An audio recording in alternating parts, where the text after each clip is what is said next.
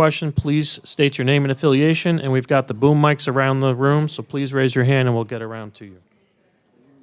First question over here on one on the right side. On your right. Hello. What was your welcome to the NBA moment? My welcome to the NBA moment, I think, was my first game. We played in Detroit, first regular season game in Detroit, and I had a fast break and dunked over the top of a guy, and it was kind of a surreal moment.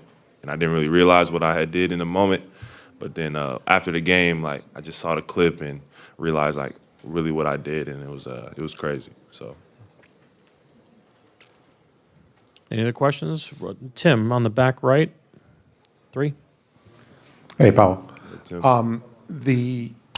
Not to fast forward past this weekend, I'm sorry, but you guys, you know where you are in the standings, and you know how crazy the last 27, whatever it is, games are going to be.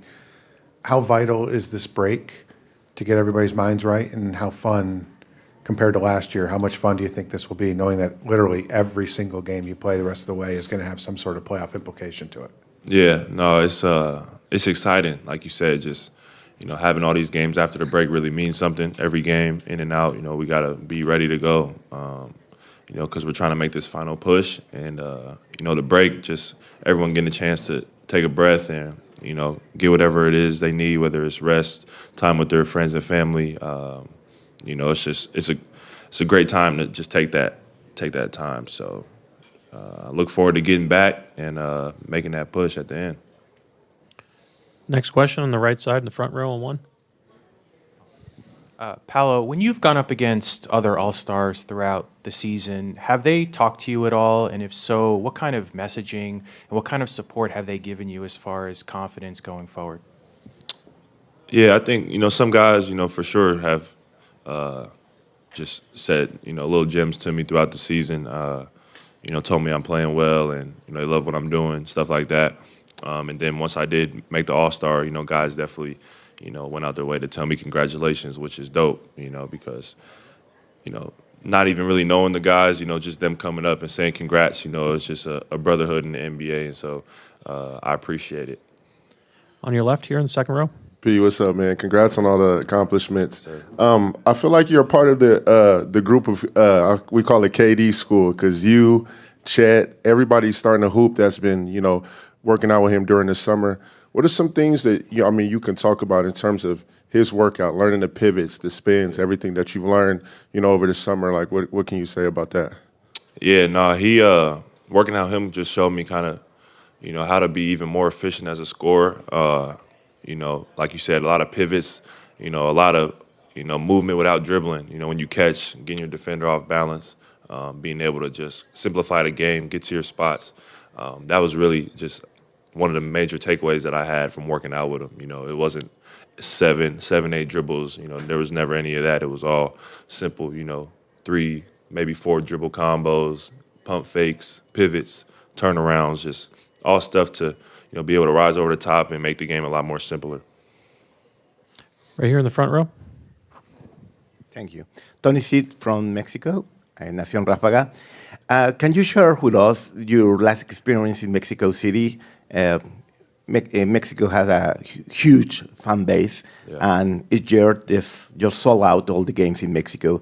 Can you share with us your experience over there? Yeah, it was great. We got to go there early in the year.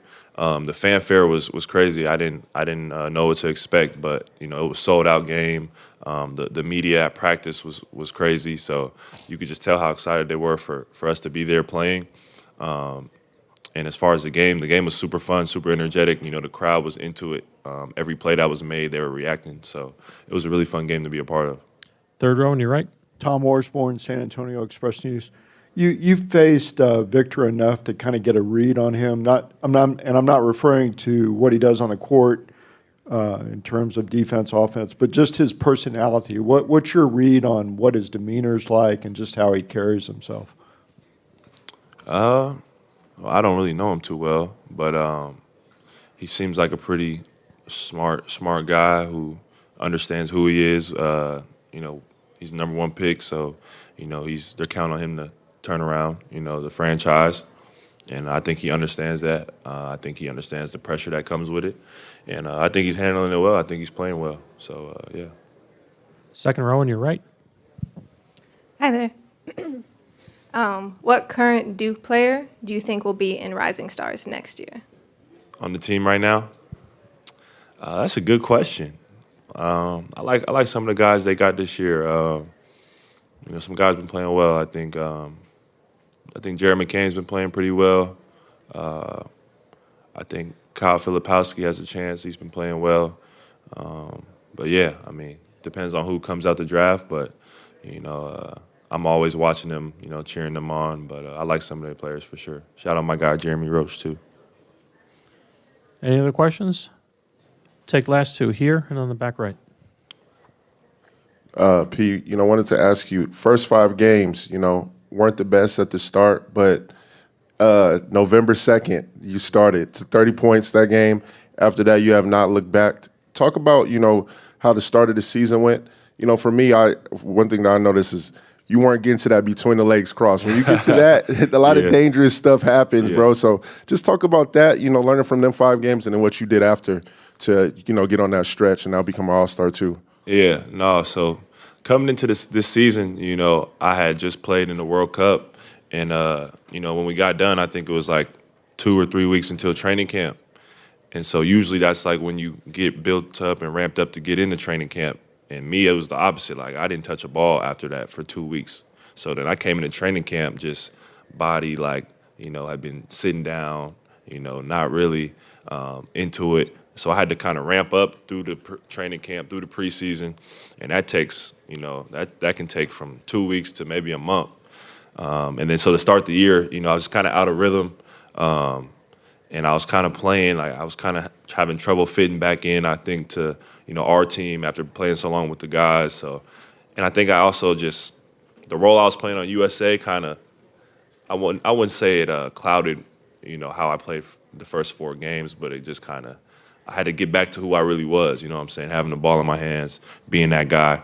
So, like you said, I think it was first 4 games. I know it was that West Coast trip where, I wasn't playing well, really wasn't even shooting the ball. I was kind of just out there floating. And so that Utah game was when I kind of, had to snap out of it. I remember I went to dinner the night before with 2 of my coaches, had a good talk with them and just wanted to come out with a clear head. And after that game, I knew it was over. I just didn't want to look back. But like you said, I had to start getting to that tween cross, had to start getting back in my bag for sure. Do you feel like with your size, do you feel like a lot of people try and put you in that 4 to 5 when, you have the ability to play 1 through 5 instead of just always being a 4 and 5 man because of your size? Yeah, I think I'm not going to sit here and say I'm a point guard, but I definitely think, I can definitely handle the ball, initiate a lot of things, create plays. I think I'm, just growing a lot as a playmaker, being able to set up my teammates. And, that's just something that I take pride in, being able to play, whatever position that's needed. Obviously, I know how, my size is an advantage, so I don't want to get too much into, like, staying on the perimeter. I want to be able to mix it up and always keep the defense off balance. So, that's something that, I think me, my coaches, we always try and balance and work on is how much I'm handling, how much I'm, inside, and just trying to find that perfect balance. Last question, Tim, on the right. That segues weirdly into exactly what I was going to ask you. Like, I guess you're a 4, but you do everything. Wemby always, is he a 4 or a 5? We ask all the time, is Bam a 4 or a 5? Like, are positions dead? I mean, are they just pretty much, great players can play and defend all 5 positions, or at least 4 of them. Do you think the position thing is just, it's over? I wouldn't say it's over, but I think it's just changing. I think it's more of it really just varies. It varies from team to team, system to system. How guys fit, what the team is running, how they use a certain player. I think with Victor, I think I saw like the difference in his stats from playing power forward and center.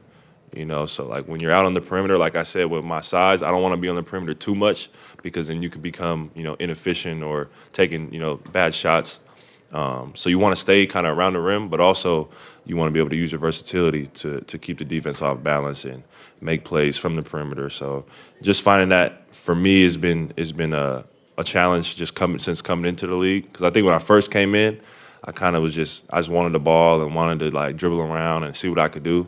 So now in year 2, I've been a lot more intentional with how I get to my spots and, you know, how I'm being used and, you know, where I'm trying to get to on the floor. You know, even if I do have it as a handler, you know, I'm still trying to get to this spot on the floor. So that's been a big learning, you know, curve for me.